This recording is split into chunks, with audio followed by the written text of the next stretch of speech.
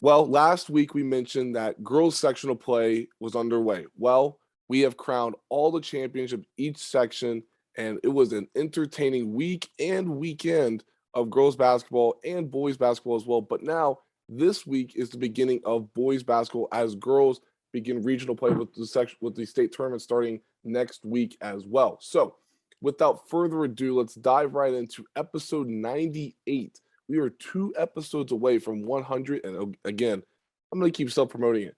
They're pretty good. Both parts are pretty good. So I'm just going to leave it at that. But without further ado, let's dive right into the boys basketball side, where we are pleased to be joined by Wheeling Park boys head basketball coach Michael Jebbia. Coach, welcome to the program. Hey, Taylor. Thank you for having me on. So, Coach, let's start here because I think for people that don't know about you all, you guys have had a tremendous season. Now, you guys have had a young team, but at the same time, I think it's worth noting what you all have done over the last month. So you look at what you guys are 14-8 overall, 8-1 in the month of February, which means you guys were 6-7 leading into this month. So let's start here. You guys have been so successful in the month of February, following that rough start to the season to now where you guys are now. What's been the difference since pretty much the beginning of the season to the beginning of February and then on? I mean, what's it been? Yeah, I think the main thing is just the team has grown and they've come together. We started. We just had one returning starter coming into the season, and Brett Phillips, and Caleb Francis played a little bit off the bench last year. So really, we were starting with a brand new team. We're starting a freshman point guard, Aidan Davis. But it just took us a while. We started the season actually 0-3. We lost the first 3 games, all single digits, the first week of the season. And then an up and down January with a tough schedule. But things have started to come together a little bit in February. As you said, we've won 8 out of 9. And the one loss was just this past Wednesday to Morgantown High, which we had a lead deep into the third quarter. And, obviously they've been the top team in the state the last 2 years. So we're familiar with them. We played extremely well, but they kind of took it to another notch early in the fourth and pulled away from us. But if things go well, we hope to see them again next Friday. But we both have games this week, Tuesday, to get to that point. We'll talk about sectional play here momentarily, but let's go back to that win that you guys had to conclude your regular season. You guys made the trip over to the Eastern Panhandle to take on the Martinsburg Bulldogs. When you look at that game, I mean, obviously you guys used 14 unanswered points in the third quarter to win that game. When you look back at that game, how big of a win was that for you all to end the season on such a high note? I think it was a big win. You go on the road and have to travel that far. We left school a little early, made the trip over, stopped in Cumberland, Maryland, and had a pretty good first half. We were able to keep around a 4-point game, but then they came out and went up 8, and we called a timeout with about 5 minutes to go in the third. And the kids responded. Went on a 12-0, 14-0 run there, whatever it was, to take a 7-point lead going into the fourth. And then we just did a real good job in the fourth quarter of trying to spread them out a little bit, take good shots. We did miss some free throws, which kept them at bay. They were able to cut it to 2, but our 6-man Xander Gibson made some really big plays late in that game. And then we were led in scoring by Aidan Davis and Brett Phillips, and Cole Wilkinson had a big game. But just going to Martinsburg, where the athletes that they produce year in, year out, to be able to go there and win. I know the Eastern Panhandle, after Jefferson, they're all kind of even this year, but to still go there and to get a win in their gym, it doesn't happen very often for many teams. So it was nice for our guys to do that. We've played well on the road. We've played well on the road, especially in February. Looking at the numbers, you guys forced 9 of Martinsburg's 13 turnovers in that second half. Was it something that you guys did differently defensively in the second half compared to the first half, or was that just you guys making the right play defensively? I think it's just our guys making plays. It wasn't anything that I said or the coaches said. We stressed to have active hands and things like that. But our number one concern was Martinsburg was to get back in transition because of their athletes. They can score quickly. And then we went to a little bit of zone late once we got up by 6 points. And I think We got a couple deflections there and steals, so we were able to seal the game and ended up winning 60-52. But on the flip side of that, Taylor, we had 8 turnovers in the first half, and we only had 3 in the second half. We're a team that only averages 10 turnovers a game. We try to pride ourselves on taking care of the ball. So I thought that was the key. We were high at halftime with 8, and then only ended up with 11. We'll talk more about players here in a second, but let's transition now into the sectional discussion, because you guys are the 2 seed in your section, right behind Morgantown, who's the 1 seed in your section. So you guys draw the first matchup against John Marshall, the 3 seed, on Tuesday. When you look at this upcoming game for you all, what needs to go right for you all to win that game?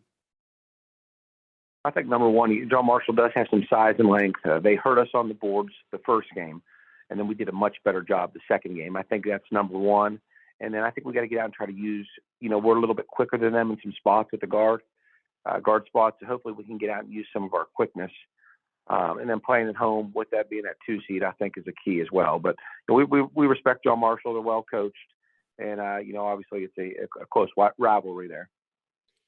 Okay, so I got to ask this question because for a lot of people that don't know, Coach Jebbia actually played at Wheeling Park, and now he's able to be on the sidelines and coach his guys through each and every season. But, Coach, when you look at this team, I mean, it's a young team.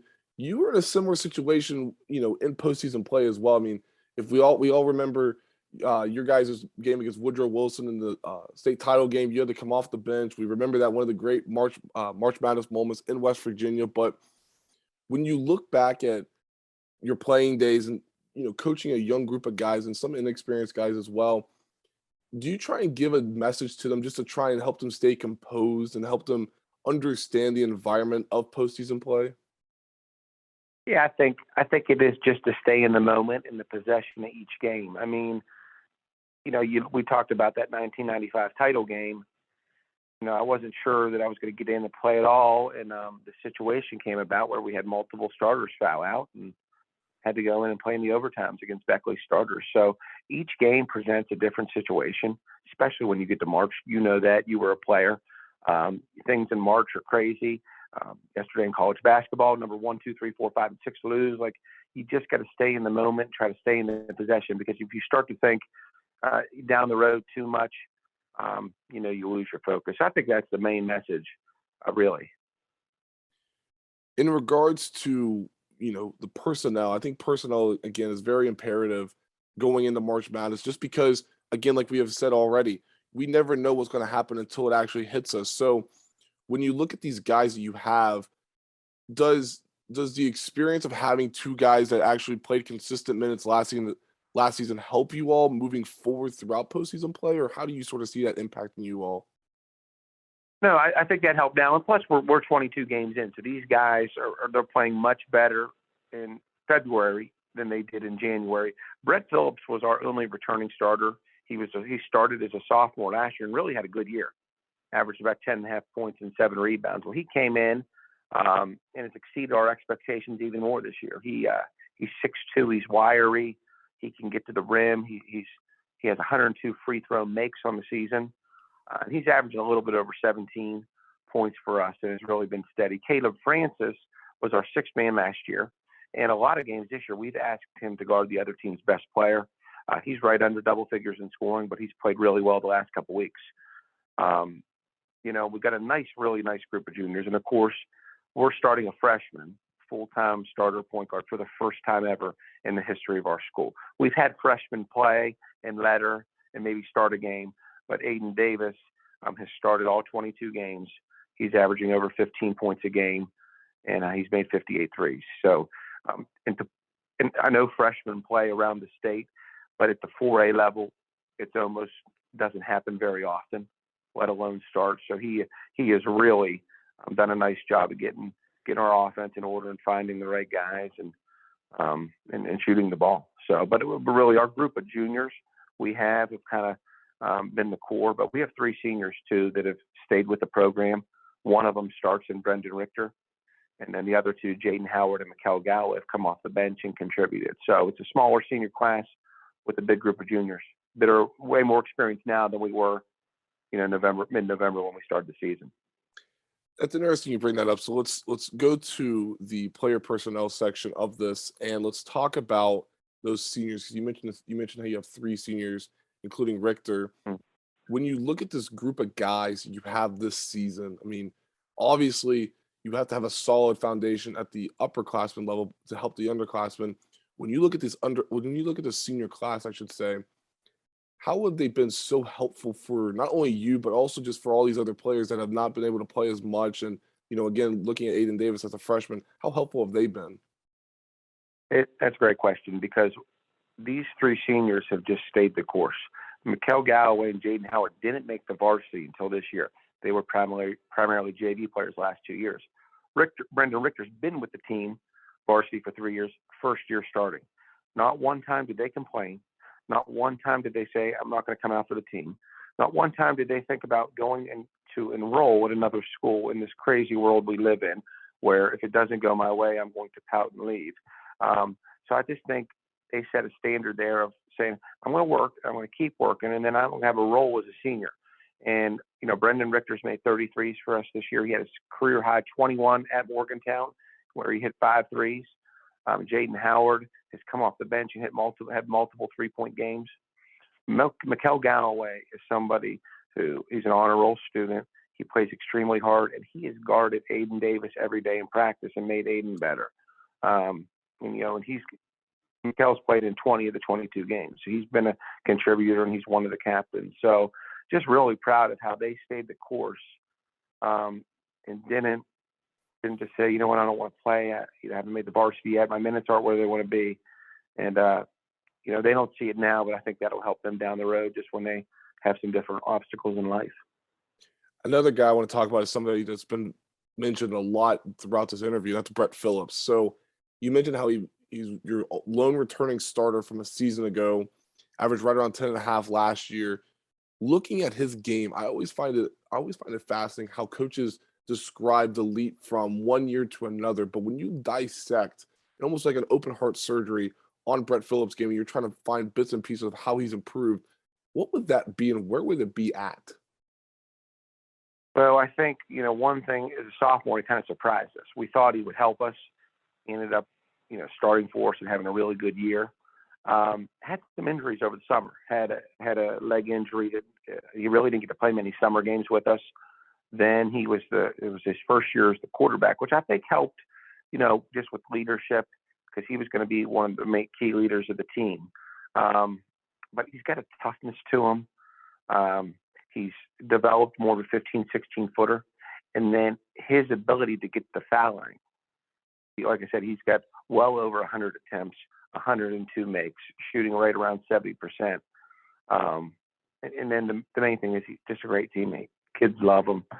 They look up to him, and just one of our leaders. So really made a huge. I think he was going to average over 17 points a game this year. I couldn't predict that, but the reason for that is just the multiple trips to the foul line, because he drives in there, he embraces contact, and he's not overly a strong kid. He's 6'1", 6'2", maybe 165 pounds, but he has a knack for getting in there and getting the ball up the glass.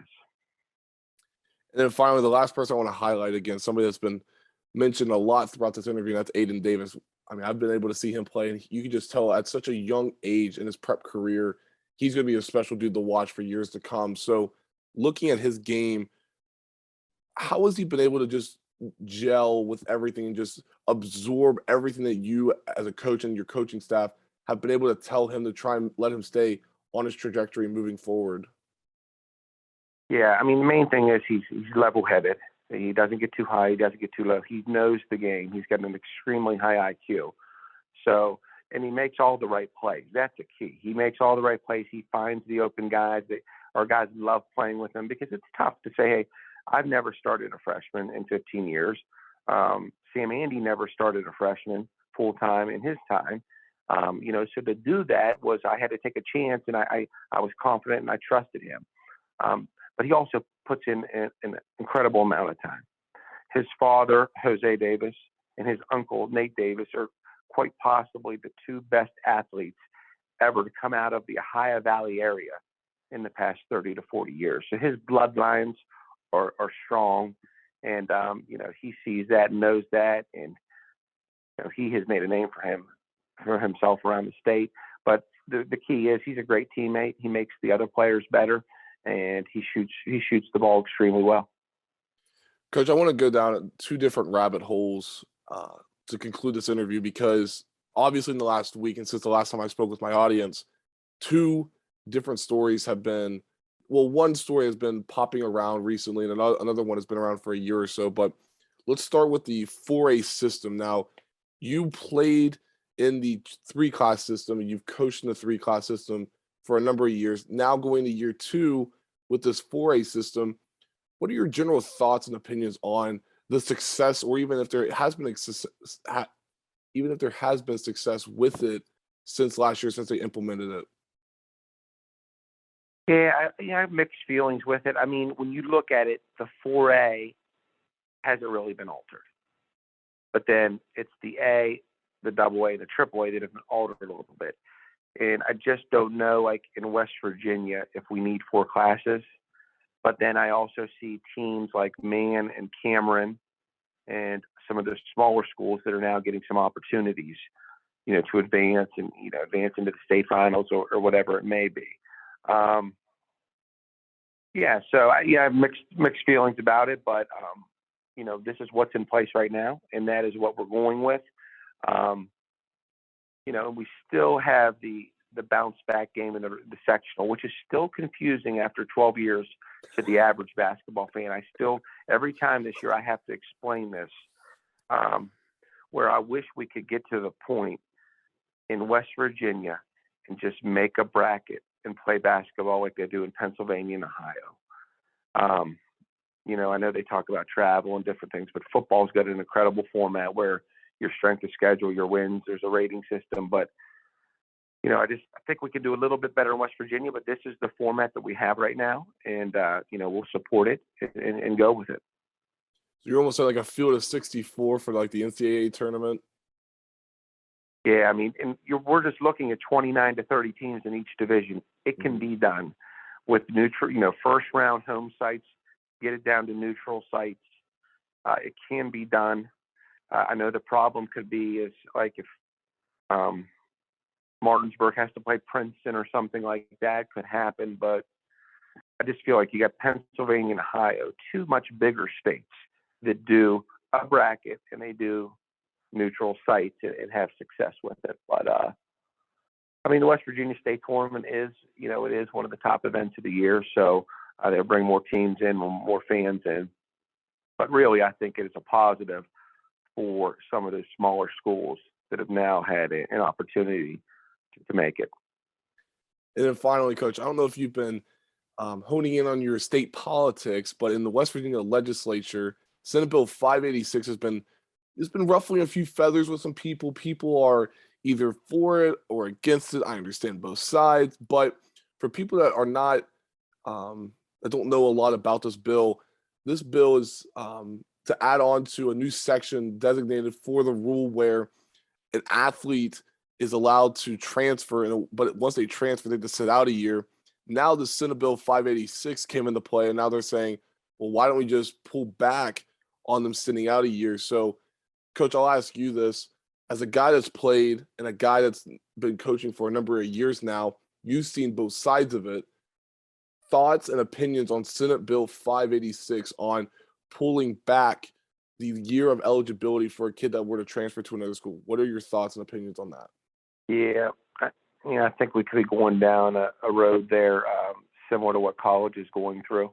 Mm-hmm. With that being said, we've had kids transfer. There's been multiple kids that go from Wheeling Central to Wheeling Park to Wheeling Central. There was a time there where they were eligible. Mm-hmm. Now they'll have to go through an appeal process. So it does happen occasionally. I just feel for areas like Morgantown and the Eastern Panhandle, which are really the only areas that are booming and growing in our state, that could really play a role there. I just need to get maybe more information on it. I've read some articles and different things about it, but I just feel like, we have a lot of things in West Virginia that can be improved outside of the eligibility in sports and that for that to be a focus seems a little bit bizarre, but, it starts at the college level where they're allowed to do that now. And, West Virginia's been hurting with losing transfers and different things in the main sports, and now it's going to filter down into the high school. Just not sure about that.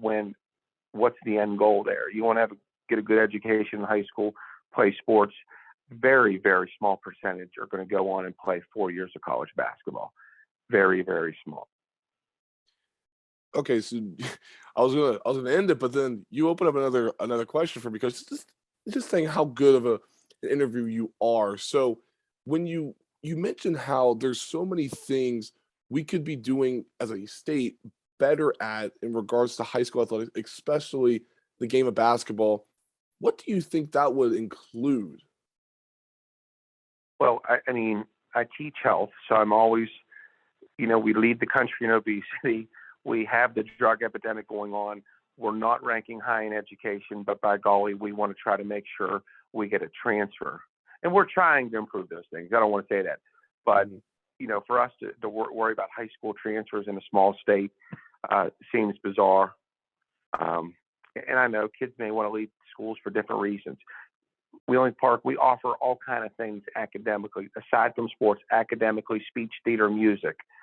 So I can see where families maybe will have reasons to leave a certain school, but it's going to open up a huge can of worms, with this. And I just don't know all the details. Is someone going to be able to come from one county to the other and participate immediately? That I'm not fully educated on totally, or how that would work.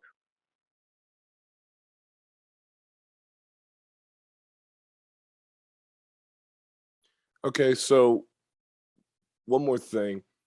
Obviously this seems to be a seasonal topic, and I don't know why, but well, I kind of do. I kind of understand why, but at the same time I don't. But I want to get your opinion on this because again, I want to your background's so fascinating because I'll keep emphasizing it. You played in a lot of crucial games for Wheeling Park as a player. You've been coaching at Wheeling Park for a while now.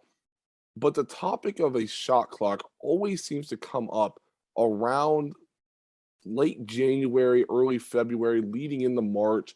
It just always happens to be in the second half of the season. But do you think the state of West Virginia should adopt a 24 or even a 32-second shot clock for high school games? I think I'd be for it. I think I would. And we're a team we adapt to different, and it's just hard to do. Mhm. We adapt to different styles, depending on who we're playing. For instance, Taylor, we had the ball up 4 against Martinsburg with 3 minutes to go. We ran clock until 2 minutes. Had there been a shot clock in there, we would have had to shoot that basketball. We've played a couple games with a shot clock in the Cancer Research Classic at Wheeling, just a couple violations. I think it would help just especially manage the game. I saw a couple of Ohio tournament games this weekend, 31-29, low scoring. Not sure people want to watch that, but I also understand the other side of, I'm on a basketball committee with the SSAC where, we're now changing the basketball next year. That's going to cost money for these schools. Can Wheeling Park and Morgantown and Martinsburg and Spring Valley afford shot clocks? More than likely. Can some of the Class A schools be able to get a shot clock and then get someone to run it and pay them? I'm not totally sure on those answers, but I remember we played a team from New York about 10 or 11 years ago in Morgantown at a shootout. They walked in the gym, said, "Where's the shot clock at?" Said, "We only use one here." And they said, You're kidding me. This was 2010 or 11 in New York. So I'm not sure what the total states are, but I think it is double figures, maybe 10, 12, 13 states that use it. I think I'd be for it. But then on the flip side, there's been plenty of games, specifically when we have to play a team that has a little bit more talent than us, like a Morgantown High School. We've got to be able to try to stretch some possessions out to stay with them. That makes a lot of sense. And I think that's a lot of good information as well because I do agree with you. I think there are certain times where a shot clock would be beneficial. I mean, again, you hit the nail right on the head, and I agree with you wholeheartedly. And that is a team going up as a more superior team like the Morgantowns of the world or like the Pokas of the world, a shot clock, you're going to have to adjust, but also the possessions are just, you got to get every possession. Every possession matters. So I do understand your side of it.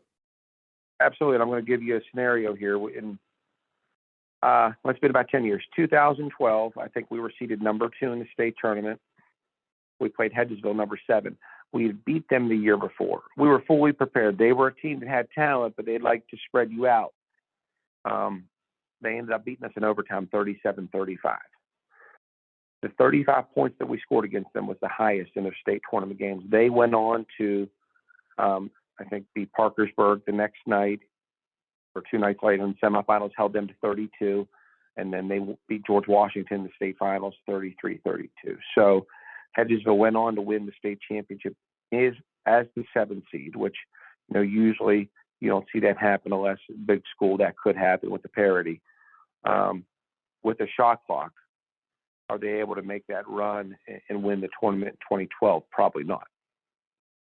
So that was a scenario where it was, and I still have people say, I went down to that game and it was, Hedgesville spread you out. But they had QJ Peterson. They had a great team. They were well coached. They had the players to do that too. It's not easy. It's not easy to do that and to get the guys to buy in. So that was just a scenario. We've been talking about this probably for even longer than that, but things have changed. Scouting is more accessible now. I was able to watch 3 films on Martinsburg before we played them 10 or 12 years ago. You couldn't do that. So I don't know. I see both sides of it.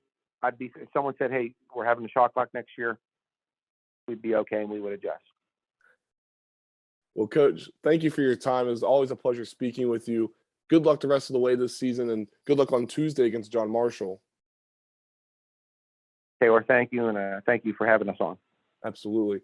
Up next, we'll talk with a girls basketball personality leading into regional championships this week, and we have more to come here on Hoops Across the Mountain State, episode 98. Welcome back into episode 98 of Hoops Across the Mountain State. We just spoke with Coach Michael Jebbia from Wheeling Park High School. Now let's go down 79. We'll take a little bit of a different route, but we'll have to go down 79 to get to Fairmont Senior High School, where we're joined by senior lady polar bear Meredith Maier. Meredith, welcome to the program. Hi, how are you? I'm well. I see you're representing Marshall today. See, I'm representing my podcast. You're representing Marshall today, so we're doing our part today. Yes, I have to always. Go Herd. Absolutely. So I assume that you've pretty much just your whole wardrobe now going from blue, silver, and white to now going to Kelly green and white. Would you say that's fair? Yeah, pretty much. Yep. I'm building my green for sure. I didn't it until I made my decision, so we're working on it. It's a slow process, but we're getting there. Understandable, because I assume that there's probably a couple of high schools that you guys play that wears green, and if you wore green around town, just be like, she's going there now? I mean, I thought, what about having the Fairmont? Well, Meredith, thank you again for joining me, but let's dive right into what's up next for you all. You guys have a regional championship game against Lewis County at home. As people are hearing this on Tuesday, they play this evening at 7:00 against Lewis County. Meredith, let's start here. When you look at this game, obviously you've been around this team for a few years now, but when you look at this team in this year, what has to go right for you all to make it back to Charleston tomorrow? I think our mentality. We had one setback this year against William Park, and they were a really good competitive team. I think that really opened our eyes up. As you know, we're a really strong team. We have some really strong seniors, and unfortunately, one of our seniors got hurt a few games ago in our sectional game against Grafton, so we're really gonna miss her. So I think we have to keep our mentality up and positive in order to make it to Charleston and throughout Charleston, and hopefully to the state championship. When you look at that loss against Wheeling Park, obviously you guys lose that game 63-53, but since that loss, how have you sort of seen not only yourself, but your team respond following you guys' first loss of the season? I think it woke us up in a way. I don't think we went in there thinking we were going to lose. It's going to be a hard-fought game, and it was for sure until the last 3 minutes of the game. But I think like I said, it really opened our eyes up, and it made us realize what we needed to work on coming into the postseason.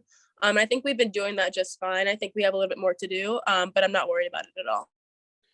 Well, you guys have been doing a great job offensively and defensively in your first two postseason games, winning 85-21 against Grafton, and then 69-31 against Philip Barber. So defense has definitely been the catalyst for you all so far. But when you look at those two wins, what do you think has been the ultimate X factor for those wins?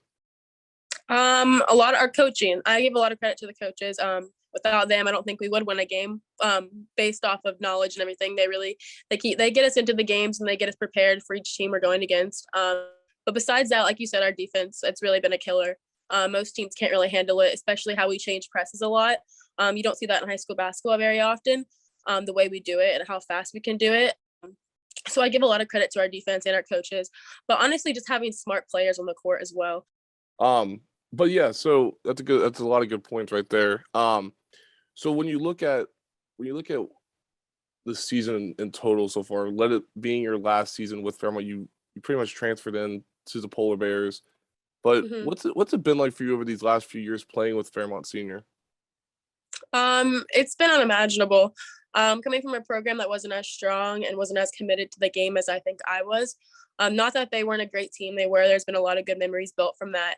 But I think the transfer that I made, it was unreal in my eyes because I got to play with a group of girls who wanted to play just as much as me and who had that will to win, if that makes sense. Tradition is built off of winning at Fairmont Senior, and I think joining the program and being around a lot of people who want the same thing I do, I think it really helped me to be a better player. In what ways do you think they made you better? I mean, obviously you mentioned you credited the coaching staff. You talked about a few of the girls as well, but how do you think you've gotten better here in such a short amount of time at Fairmont? I think I've gotten smarter as a player. The knowledge and the IQ of basketball is way different here at this school, and it's really preparing me for college. Like I said, the coaches for sure and the players, we make each other better, and it's like that every single day in and day out. Well, let's talk a little bit about your commitment to the Lady Thundering or the women's basketball team for Marshall University. You know, people probably know it by now, but for people that don't know, what ultimately led into your commitment of going to play under Coach Tony Kemper at Marshall? I knew they played in a great conference. They had a great team, and it was building. Their team was building for sure. And it really felt like home. Going down on my unofficial visit before I committed, I was uncertain about a lot of things because it was my first unofficial visit to a D1 school. And I was nervous, as like a new recruit would be, just because it was kind of like the next step in my future. And I don't know if I was really ready to take it. But after getting to talk to all the girls on my official visit after I committed, it made me certain that I made the right choice, just because the program was great, the people were great, and I felt like I could thrive there. How much of an impact did it make, just the relationship between not only Coach Kemper, but also the coaching staff in general, between yourself and those coaches?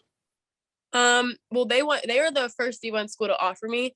Not that D1 matters or anything, but that really stuck out to me just because it made me think that they wanted me the most. And then continuing their recruiting process throughout the whole summer of AAU, they were there a lot of my games as much as they could make it, and they kept in contact with me and made me show that they really wanted me at that program. And then when I went on the visits, it just made me feel like that was where I was meant to be.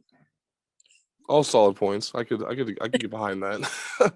But when you look at, you mentioned how Division One or even the level doesn't really matter as long as you're continuing to play college basketball. I think that's imperative, just regardless of boys or girls basketball. But would you say that that's the biggest piece of advice that you would give to somebody that's wanting to pursue and sort of be in your same shoes as well down the line? Yes, for sure. A lot of people say it, but I don't think a lot of people mean it sometimes. But the division doesn't matter at all. For me, as long as I got to play the sport that I loved in college and continue my education career, it was really just an honor and it was a gift. God's blessed a lot of people with many talents, and this has happened to be one of mine. Same with a lot of girls across the state, across the country. And I don't think people realize how grateful you are. For me, Marshall was just the right decision, and I'm blessed that I get to be gifted with this opportunity. Let's get back to high school now before we obviously fast forward, but let's talk about continue on the line of coaching, obviously, but looking at Coach Corey Hines for you, obviously, again, you've been around this program for a few years now. How much of a help has he been, not only right now with, leading into these last few games at Fairmont Senior, but also just your whole entire career at Fairmont? How's he been for you over the last few years? He's been nothing but supportive throughout everything. He's always there when you need someone to talk to, and he'll be a shoulder to cry on if you need that as well. He's honestly a role model to me. I look up to him every day, and he's pushing everybody to be better constantly. And I give a lot of credit to him as a coach and as a person. He's amazing. Obviously, you mentioned how he's been a role model for you, but obviously that has to come down the line with a certain piece of advice that he's probably given you. What would you think that would be that will always stick out to you?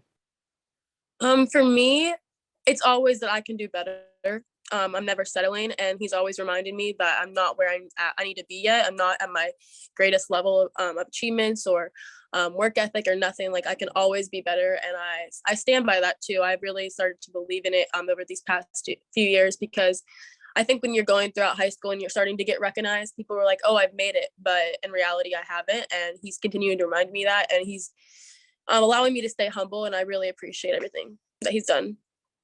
So I'm looking at your averages right now. You're averaging right around 18 points per game this season. But when you look at the leap from your junior year to your senior year, where do you think that's occurred the most? Um, I think my IQ for the game has changed a lot. I think going into my junior year, I thought I was decently smart at basketball. I knew my role. I knew what to do on the court. I knew how to make tough decisions and tough choices and tough decisions. But I think now this year, after going into the state championship and thinking we were going to win, had no doubts at all, and then having an upset, which was unexpected, I think I learned to see the things that we can change, and realize that the small things now or what like the big things that were are now small things, and they're very easy changes. So I think my IQ has definitely grown, and I've just become an all-around smarter player, and I can see more on the floor. I know it's a hard subject to bring up, but we have to go back and talk about that game last year in the Class AAA state championship game against Nitro. But I'll just leave it like this: when you look at that game from that point forward to now, do you think you guys have been using that loss as a lot of motivation, and you guys are you're almost seeing like a different drive or a different mentality from this team following that upset? Yes, for sure. In practices and games, we come down to close, tough game decisions. I think in my personally, I always look back to that, because we were going into the tournament, we were the favorite, we were number one seed, and no one expected us to lose. And then we did, and that just proved that anything's possible, and that we can't take anything for granted. So I think for practice wise, taking things for granted, we only have a few more left as a senior, which is really sad, but it's also pushing me to get to the state championship again, because it can be taken away just as easily. In game time situations, I think I look back at that game and realize that those tough decisions, what we thought were such huge mistakes, really aren't, and they're very fixable. So I think, for instance, at William Park, we saw a lot of things that we needed to fix, and we have continued to fix them against tougher games like North Marion and such. So I think that's how I would relate the Nitro game to this season. Oh, a couple more, and you mentioned already some of these girls that you're playing with, but let's sort of stay on the lines of the senior class, because there's 5 seniors on this year's Fairmont Senior team. Knowing that the end of the line is slowly here, whether we like it or not, it's always going to be there for anybody. But when you look at this group of girls that you're playing with, especially the senior class, what's it been like being able to play one more season with that group of girls? It feels, I don't know how to describe it. Very saddening. Just because for me, I came in the middle of our high school careers. I was started at Grafton, and then I transferred my junior year. But I'm very grateful for the time that I have been here. There was 4 of them at the time when I transferred, and then I felt like they allowed me to be the fifth piece to the puzzle and kind of glue us in together. And I really appreciated them taking me in and making me feel like I've been a Fairmont Senior Polar Bear for 4 years. And it honestly has been, as crazy as it seems. 2 years has gone by really fast, but I feel like I've been there my whole high school career. So I really appreciate the girls taking me in. And now playing on the court, it feels like we've been playing all 4 years together. So it feels like time hasn't really passed us by, but I'm excited to see where it leads us this season. And finally, obviously, we've already mentioned about your time with Fairmont, but let's leave it like this. If you had to describe your time at Fairmont in a word or a sentence or a few words, what do you think that would be? I have a few. I don't know. It's hard to narrow it down. I would say earned, if that makes sense. A lot of hard work, a lot of time spent in the gym, and then getting there. I feel like I earned my spot, and I earned the relationships I've built with people that I'll cherish forever. And I think we're about to earn something even more, more, what's the word I'm looking for? We're about to earn something that's very, something that we're going to cherish forever, for sure. I think we're going to hold on to it forever, and it's going to be something we're going to look back on and we'll be able to tell our kids someday. And I'm just really appreciative of everything that I've gotten.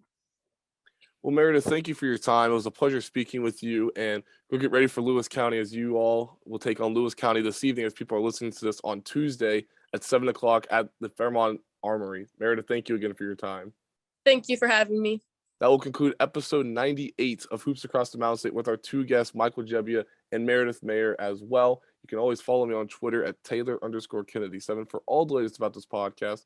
Subscribe to the podcast on Apple Podcasts, Spotify, and YouTube as well. Well, with that being said, this will put a close on episode 98, which means we have one episode left until the two-part 100th episode edition of Hoops Across the Mountain State. So again, thank you all for listening. I'll catch you all next time on episode 99.